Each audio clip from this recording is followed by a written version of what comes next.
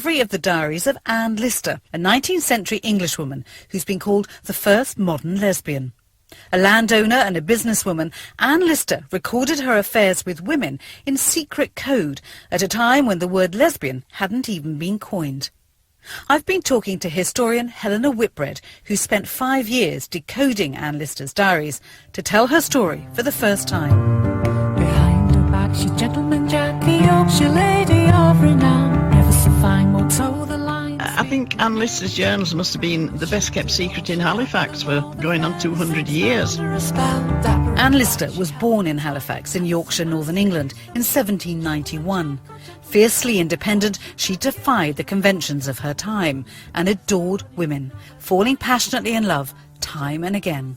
If you are seduced by Anne Lister, either in bed or on paper, you remain seduced.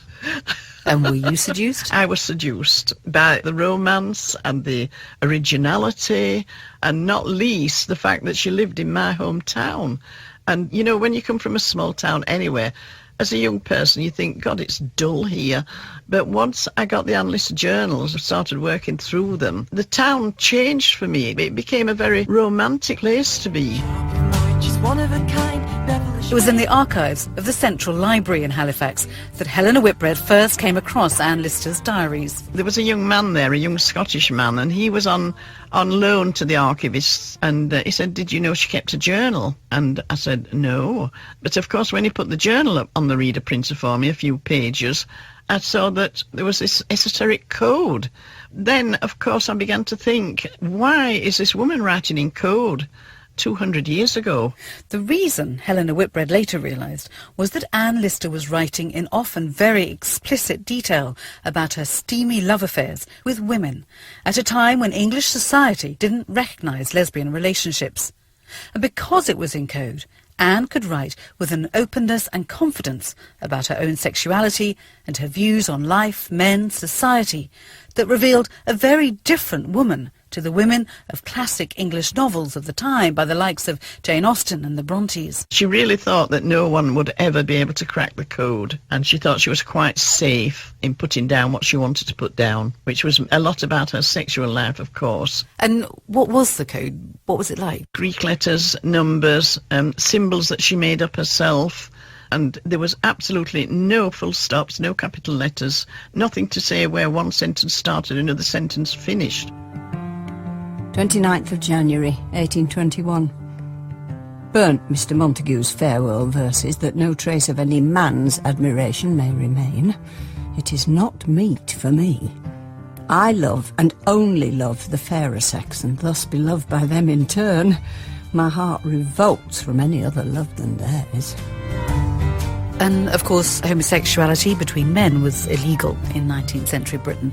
But there wasn't really any acknowledgement, was there, of sexual relations between women? People talked about romantic friendships, but did they sort of know? Well, there was no language for it, really, was there, in those days? But there was a lot of gossip around the tea tables, so I think the older people were wise. And Mr. Lally once said, "I would as soon have a man run round loose among my women at home as Anne Lister." So, and did she know that there was this talk about her? People told her what was being said about her, and she reported them in her crypt hand. Did it upset her? No, she wasn't. She'd say, I'll walk with whom I like. I'll walk with a chimney sweep if I want. Musing on the subject of being my own master, of going to Buxton in my own carriage with a man and a maidservant, meeting with an elegant girl of family and fortune, paying her attention, taking her to see Castleton, staying all night, having a double bedroom, gaining her affections, etc. She certainly goes on at great length. It's almost clinical at times. As she said, "I've never forced myself on any woman, and I've never been refused by any." And they all went back for more, shall I say. Behind her back, she's Gentleman Jack, she's Gentleman Jack. Anne Lister was the second of 6 children of a British officer who'd fought in the American War of Independence. The Listers were an important Halifax family, and when her brothers died, it was Anne who inherited the 400-acre estate. Educated, confident, a great traveller and a scholar, Anne used the independence her inheritance gave her to live her life as she pleased. Striding about the Yorkshire countryside dressed all in black, locals nicknamed her Gentleman Jack. Gentleman Jack, oh Gentleman Jack, what's she back you? August 1823. I know my own heart, and I know men. I am not made like any other I have seen. I dare believe myself to be different from any others who exist. Writing my journal has amused and done me good. I seem to have opened my heart to an old friend. I can tell my journal what I can tell none else. One of Anne's descendants, the last Lister at the Lister family home, Shibden Hall, did manage to crack the code in the 1930s with the help of a friend called Arthur Burrell. But the two were so outraged by what they read that they hid the diaries, they hoped forever. On his death, however, the diaries were discovered and were given to Halifax's chief librarian for safekeeping. And he said to Arthur Burrell, I need a key for this. And Arthur Burrell at first said, I'm not giving it you because it's so shocking. Anyway, he relented and he said, I will give you one copy. He says, and then I will burn my copy. So it was still a big secret in the town, known only to a few higher-ups, till I came along. You'd gone to university later in life, hadn't you, as a mature student, and you trained as a teacher. But what you really wanted to do was write, wasn't it? Yes, and I thought I would start with small articles about the local people. And I think I must have picked it up from reading bits in the local newspaper about her. I thought I'll make that my start. That was optimistic of me. It hasn't finished yet, 35 years later. All you knew at first, of course, was that she'd been a local figure. You didn't know anything about her private life. And it was this young archivist, as you said, who told you about the diaries and who gave you the key to the code. And you photocopied 50 pages. You took them home and you started trying to decode them. How difficult was it? I had to do it symbol by letter, symbol by letter.